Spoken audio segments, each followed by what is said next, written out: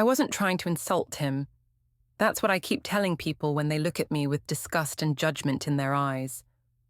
I was just being honest about where we were in our relationship journey and being realistic, making a casual comparison about how relationships evolve over time as you learn what you want. I thought he'd understand what I meant by the analogy. When I called him the sample version, I was trying to explain that he was practice for the real relationship I'd eventually have with someone more suitable. Like when you try samples at the grocery store before buying the full product you actually want. He was helping me figure out what I wanted in a long-term partner. I didn't think he'd take it so personally or be so hurt by it. And honestly, isn't that what dating is fundamentally? Trying out different people until you find the right one. He was a good boyfriend in many ways, but I always knew deep down he wasn't my forever person.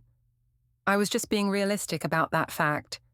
Everyone keeps telling me I was heartless and cruel, that what I said was degrading and showed I never valued him as a person with feelings, that I deserved what happened. But they don't understand I was just being honest about my feelings and where I saw things going long term. I was being transparent about my expectations for our future, and somehow I'm the villain because he couldn't handle the truth about what he meant to me. Before we get into it, don't forget to like and subscribe, and hit hype to boost this episode. Drop a comment below with your city or country. I'm always curious where viewers are joining from. Let me explain what actually happened from start to finish so you understand why this situation is more complicated than everyone makes it seem when they hear the basic story. My name is Vanessa. I was in a relationship with my boyfriend Tyler for about 10 months total. Was in a relationship, past tense, because everything fell apart completely 3 weeks ago over what I genuinely thought was just an honest assessment of our relationship and where it was going. Tyler is a decent guy in most ways. He works as a graphic designer at a small creative agency, making around $60,000 a year base salary. Creative, thoughtful, kind, attentive to my needs, good listener.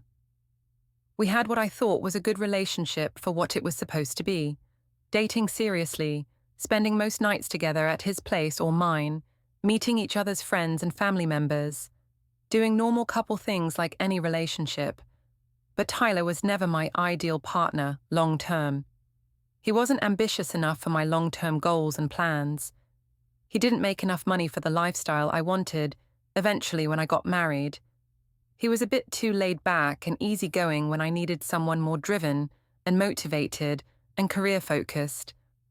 I work in consulting, making $90,000 a year. I have an MBA from a good school. I'm ambitious and driven. I want to make partner someday and live in a nice house and travel internationally and have a certain lifestyle. Tyler was content with his creative work and his modest salary. He didn't want to climb the corporate ladder or push for bigger clients or move to a larger agency. He was happy with his life as it was. That fundamental difference bothered me from early on in our relationship. I always saw Tyler as temporary from the beginning, as practice, as the relationship that would teach me what I needed so I could find the right person later who checked all my boxes. About a month before everything fell apart, I was having brunch with my close friends at a trendy restaurant discussing relationships and dating and what we wanted long-term. We were talking about how you learn from each relationship what you want in the next one and what your deal breakers are. Tyler is like my sample version, I said casually, while eating Eggs Benedict and drinking mimosas. You know, like when you try samples at Costco before buying the full product you actually want. He's helping me figure out what I actually want in a real long-term partner for marriage. My friends looked uncomfortable with that comparison. That's kind of harsh to say, my friend Jessica said. It's just realistic and honest. Not everyone you date is the one you marry. Tyler is practice for the real thing that comes later. Does Tyler know you think of him that way? Not in those exact words, obviously, but he probably knows deep down he's not my forever person. We've never talked about marriage seriously. That seems really unfair to him, my other friend Amanda said. He probably thinks this relationship is going somewhere. He should know better. We're not compatible long term. Different ambitions, different income levels, different goals. The conversation moved on, but I could tell my friends were judging me silently for what I'd said. A few days later, Tyler and I were at his apartment having dinner together. He'd cooked a really nice meal from scratch, homemade pasta with sauce, fresh bread, a salad. He'd spent hours preparing it. He was telling me enthusiastically about a project at work he was excited about for a new client, a local coffee shop chain that wanted a rebrand. "That's great," I said somewhat distractedly while scrolling through my phone checking work emails. "You don't seem very interested in what I'm saying," Tyler said, noticing my distraction. "Sorry, I'm just tired from work. Long day with a difficult client." "You never seem interested in my work stuff anymore lately." "That's not true. I just think you could be doing more ambitious projects instead of small local clients. Working at a bigger agency with national or international clients and more prestige and recognition. I like my job and the people I work with. Small clients are rewarding. But you could do better and make significantly more money. You're settling for comfortable instead of pushing yourself to grow and advance." Tyler went quiet and withdrawn. We finished dinner in awkward silence that felt heavy and uncomfortable. The next week, we went to a party with some of my co-workers from the consulting firm where I work. It was at my colleague's expensive condo downtown. Everyone there was successful: consultants, lawyers, finance people. Tyler was trying to make conversation with them, but he wasn't as polished or professional or confident as the people I worked with, who were all very successful and ambitious. He talked about his design work, but couldn't relate to their discussions about deals and clients and bonuses.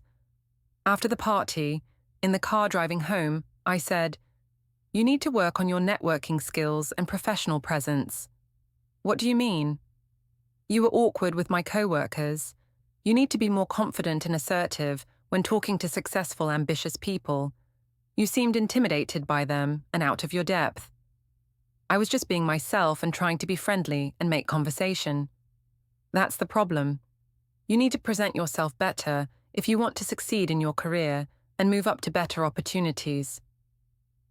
"Why are you always criticizing me lately about everything I do?"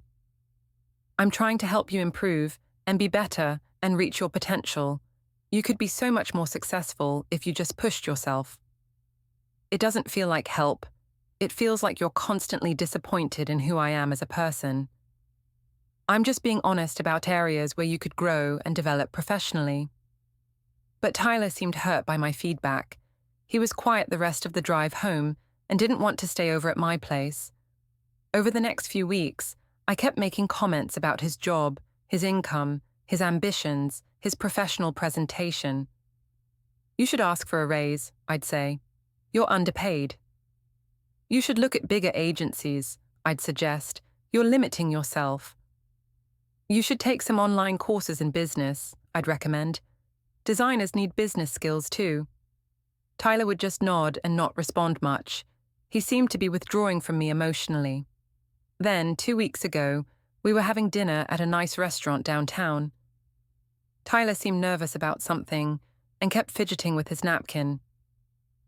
"I've been thinking a lot about our relationship," he said carefully, while we waited for our food to arrive.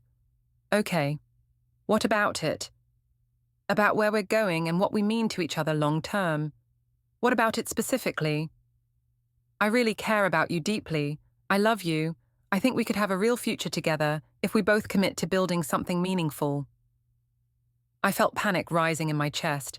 This was not where I wanted the conversation to go. "Tyler, I don't know if I see it that way, honestly." "What do you mean? We've been together almost a year."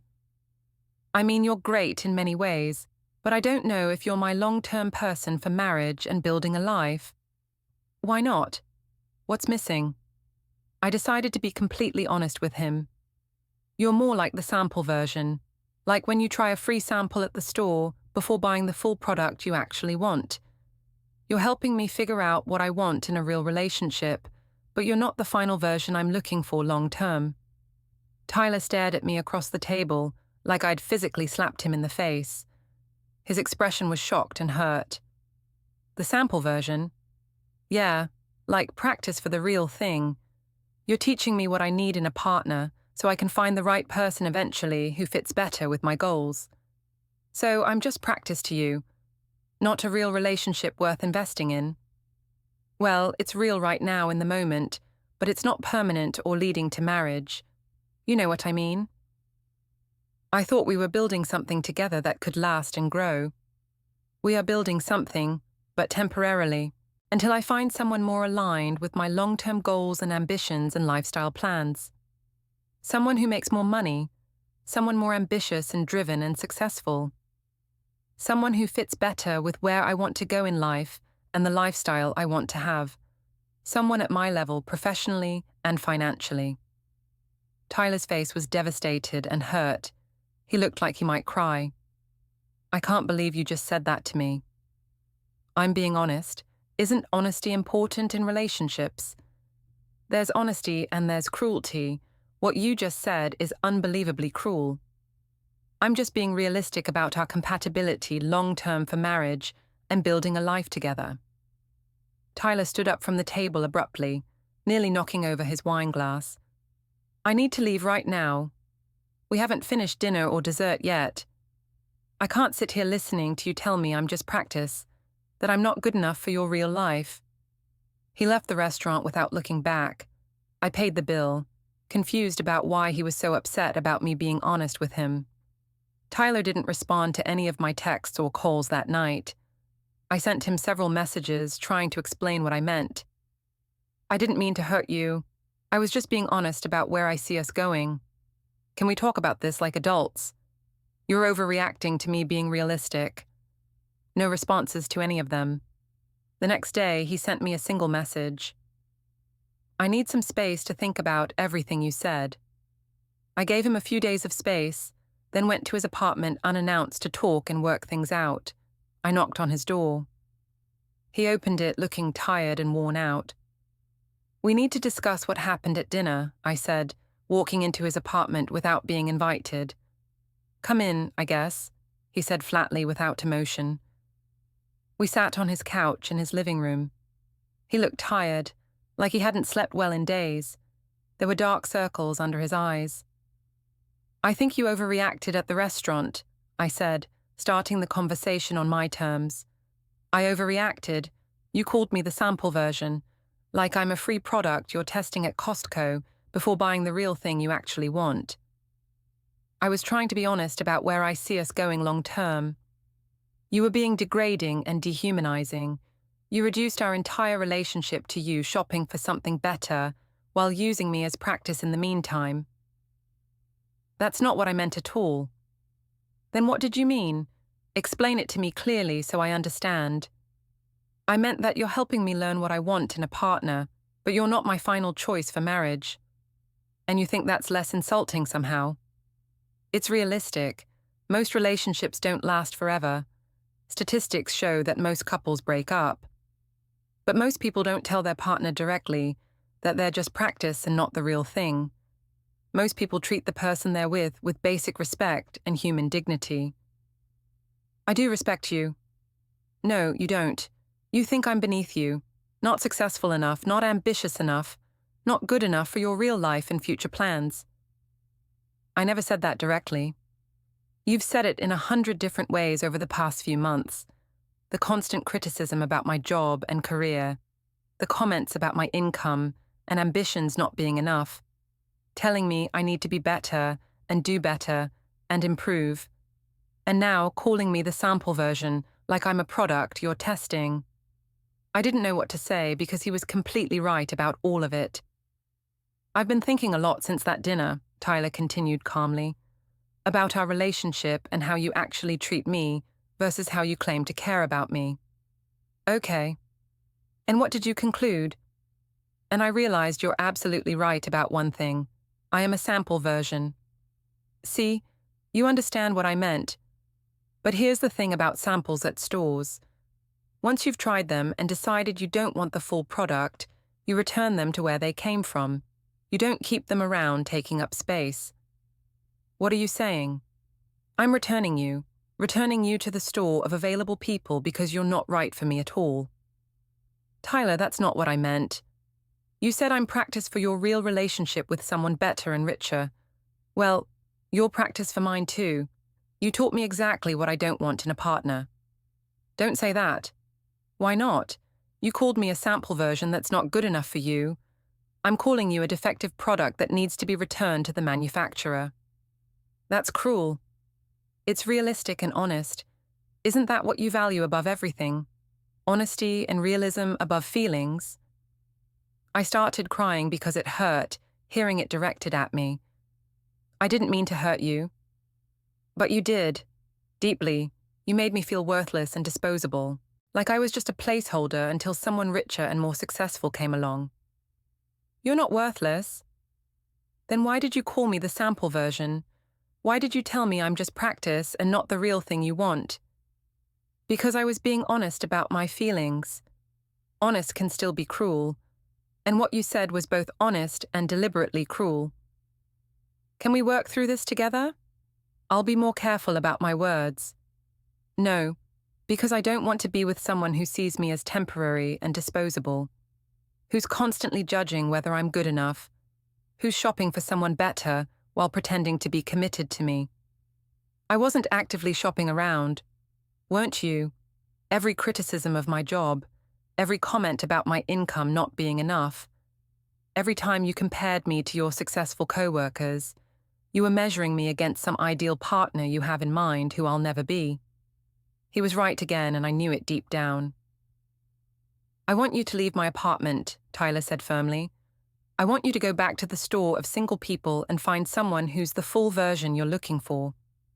Tyler, please don't do this. I'm returning you to where you came from, just like you were planning to return me eventually when someone better came along. I'm just doing it first to protect myself from more hurt. We can fix this if we try. No, we can't, because you don't actually want me for who I am. You want someone richer, more ambitious, more successful, more impressive to show off. I'm not enough for you, and I never will be, no matter what I do. That's not true. It is true. You said it yourself clearly. I'm the sample version. Well, sample versions get returned when you decide you don't want them. That's exactly what I'm doing right now. I tried to argue more, but Tyler was completely done with me. He asked me to pack up my things from his apartment. I gathered my clothes from his closet, toiletries from his bathroom, books from his shelves, makeup from his vanity. All the little pieces of my life I'd left at his place over 10 months of dating. I really cared about you, Tyler said, as I was leaving with my boxes of stuff, standing in his doorway. I cared about you too. But not enough, not as a real person worthy of love and commitment, just as a stepping stone to someone better you're looking for. I'm sorry. Me too. I'm sorry I wasted 10 months on someone who saw me as disposable from the very beginning. I left his apartment crying and hurt and confused.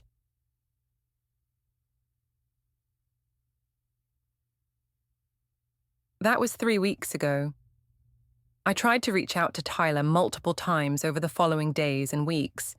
He blocked my number, blocked me on all social media platforms, completely cut me out of his life like I never existed. I talked to mutual friends hoping they could help me reach him or convince him to talk to me. They'd all heard what I said at the restaurant. Tyler had told them about being called the sample version. That was really messed up, our mutual friend Derek said when I called him. Tyler is a genuinely good guy, and you treated him like garbage, like he was disposable. I was just being honest about my feelings. You were being cruel and degrading. There's a huge difference between honesty and cruelty. You dehumanized him. My friends from brunch called me out too, after hearing the full story from our mutual friends. We heard what you said to Tyler at dinner. That was beyond harsh. He's overreacting to honest feedback. He's not overreacting at all. You told him he was practice and not good enough for your real life. How did you think he'd react to that? I thought he'd understand I was being realistic. You were being cruel. You made him feel worthless. I saw Tyler 2 weeks ago at a coffee shop downtown near his work. He was with someone new, a woman I didn't recognize. They were laughing together and looked comfortable and happy together. I approached their table nervously, my heart pounding. "Tyler, can we talk for a minute?" He looked at me coldly without any warmth in his eyes. "I don't think that's a good idea. Please, I want to apologize properly for what I said." "This is Rachel," he said, gesturing to the woman sitting across from him. "She's my girlfriend now." "Already? We just broke up 3 weeks ago." 3 weeks ago, and you made it very clear I was just temporary to you and not worth your long-term investment. So I found someone who actually wants to be with me for who I am." "Tyler, I made a terrible mistake. You called me the sample version like I was a product you were testing. You treated me like I was disposable. Rachel treats me like a person she values and wants to build something with." Rachel looked at me with understanding, mixed with pity. "I heard what happened between you two. That must have hurt him deeply." "It did hurt," Tyler said, "but it taught me what I don't want in a relationship and what I actually deserve." "I didn't mean it the way it sounded." "Yes, you did mean exactly what you said. I was never good enough for you, not successful enough, not ambitious enough, not rich enough, not impressive enough for your standards and expectations." "That's not true." "It is completely true, and I'm done arguing about it with you. I'm with Rachel now, someone who sees me as the full version worth keeping, not the sample she's testing." They left together holding hands.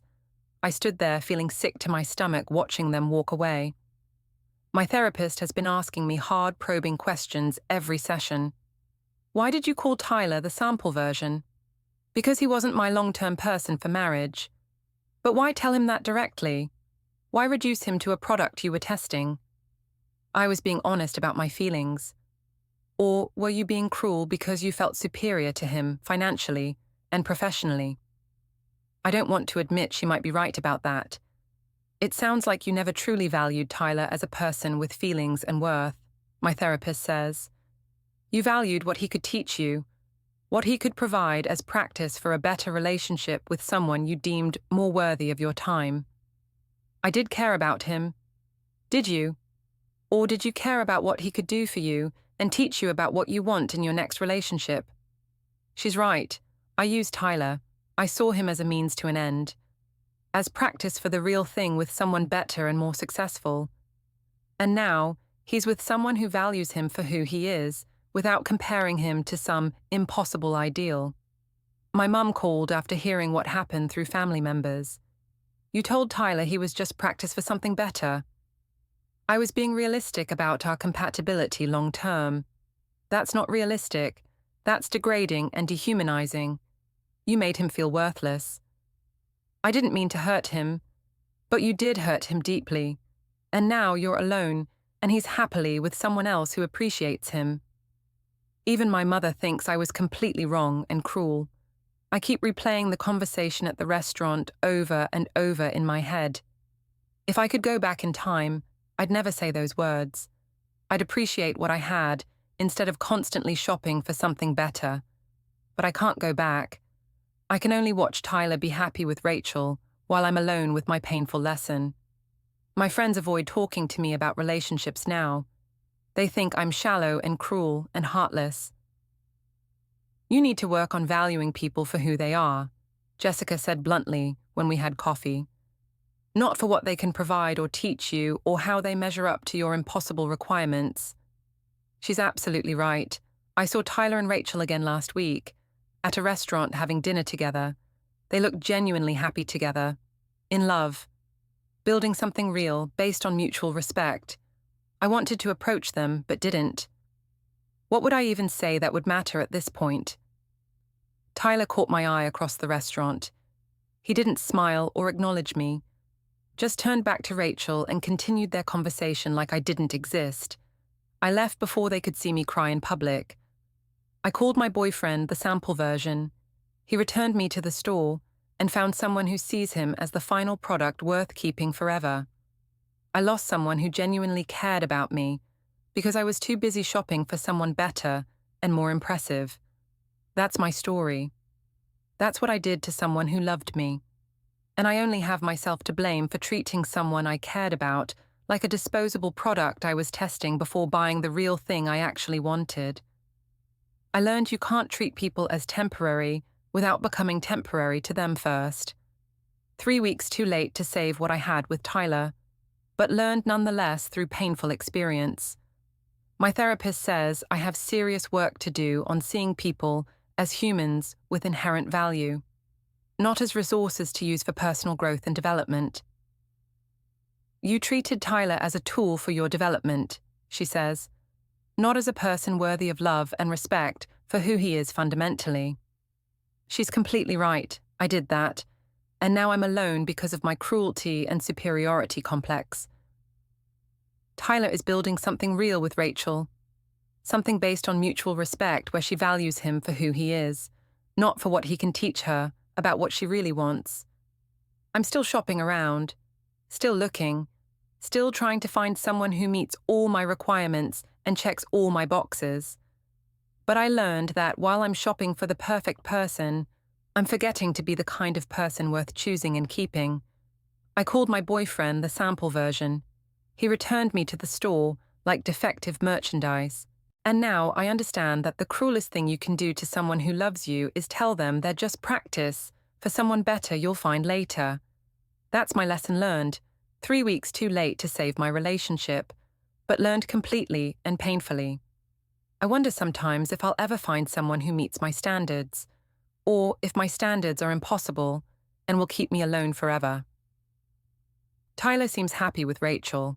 She's a teacher making even less than he does, but they seem genuinely happy together without worrying about income or status. Maybe that's what I was missing. The ability to value someone for who they are rather than what they provide. But it's too late for that lesson to help me with Tyler. I said he was the sample version. He returned me to the store, and I'm still there on the shelf, waiting for someone to find me worth keeping. But so far, no one has. Maybe I'm the defective product after all.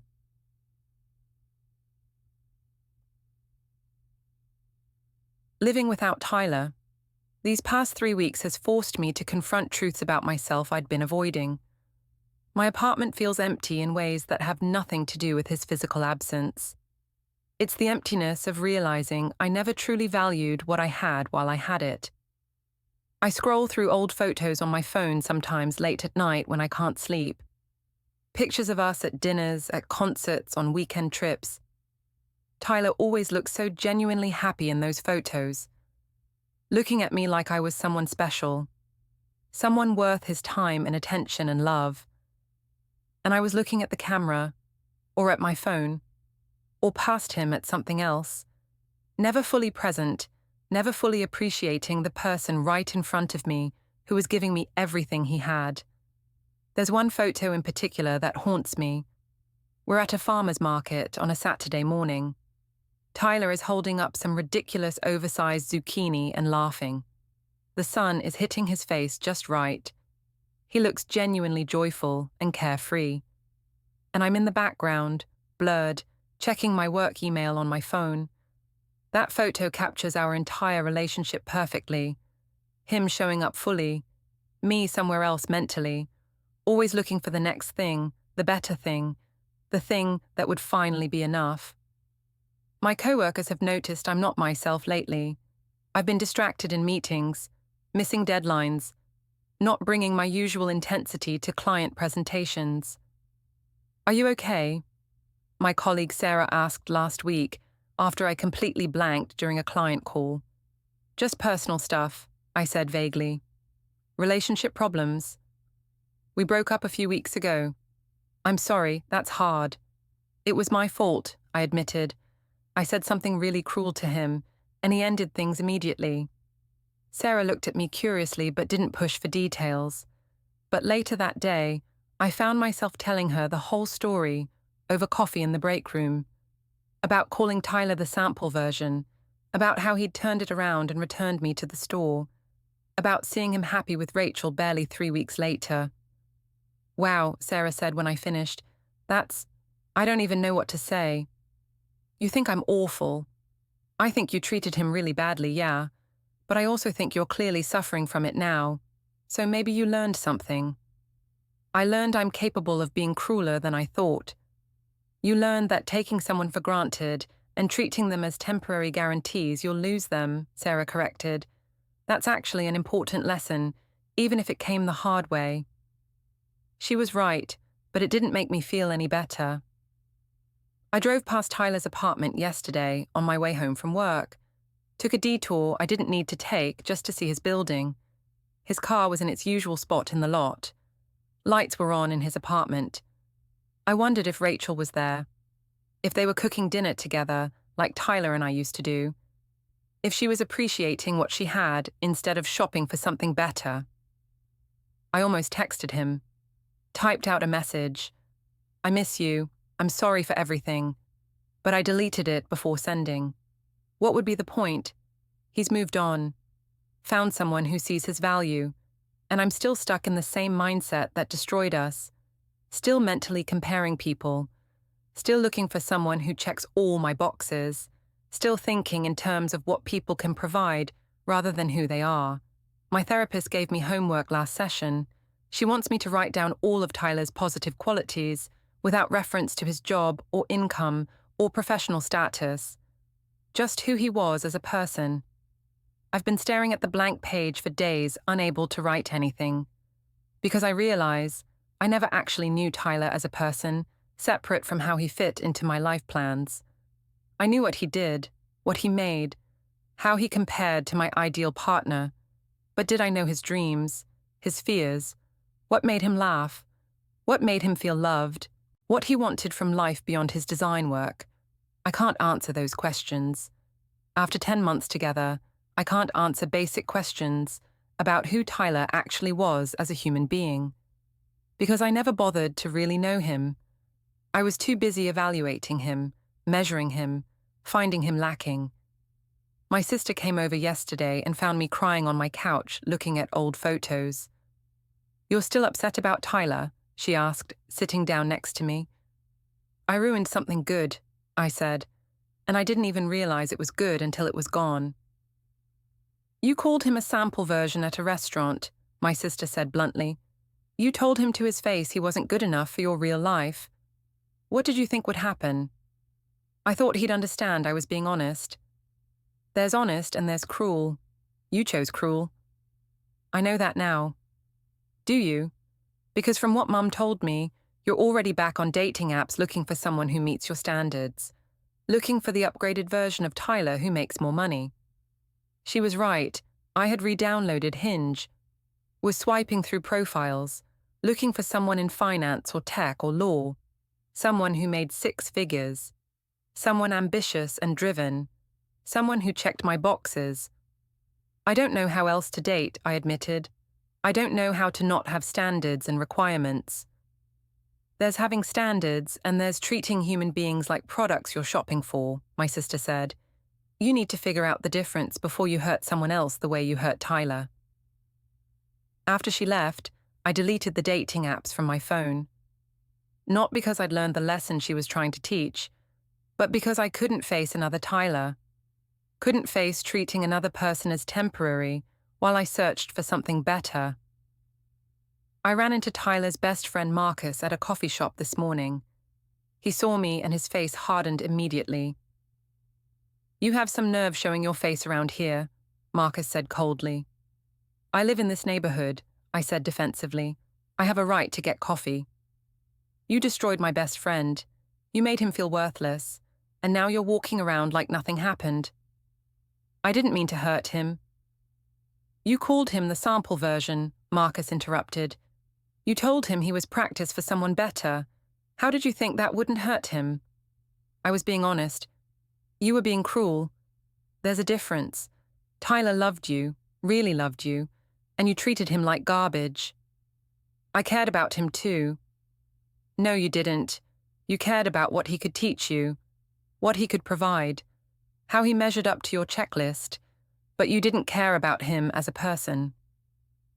Marcus left without another word, leaving me standing there with my untouched coffee feeling sick. He was right. They were all right.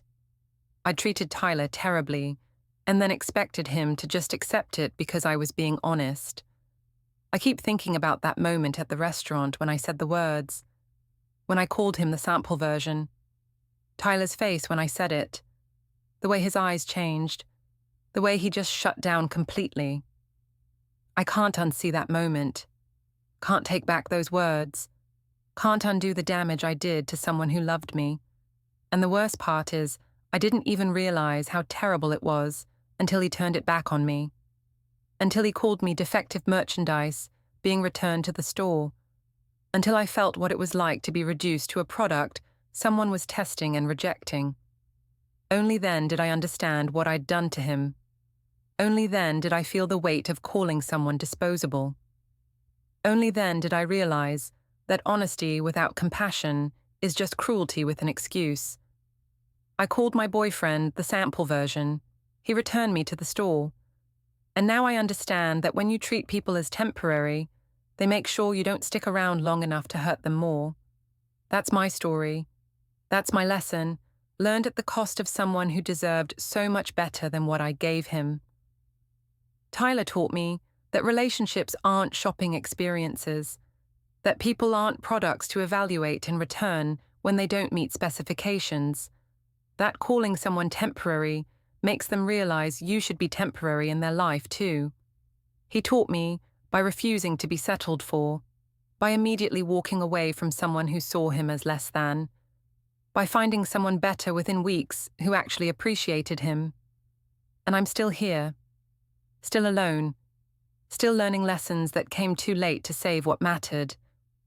I wonder sometimes what would have happened if I'd never said those words at the restaurant, if I'd just kept my thoughts to myself and continued the relationship. Would I have eventually appreciated Tyler? Would I have realized what I had before losing it? Or would I have kept shopping around in my mind until I found someone who met all my requirements? Would I have wasted more of Tyler's time before inevitably leaving him for someone richer and more successful? Maybe Tyler saved himself by leaving when he did. Maybe he saw where things were heading and got out before I could do more damage. Before I could waste more of his time with my inability to value what I had. Maybe I'm the one who needed to be returned to the store. The defective product who treats people as temporary. Who can't appreciate what's in front of her because she's always looking for the upgrade. I called my boyfriend the sample version. Thought I was being honest and realistic about our future. He returned me to the store. Showed me exactly how it feels to be treated as disposable. And I learned that some lessons can only be taught by losing what you took for granted. That you can't rate people's worth and expect them to stay.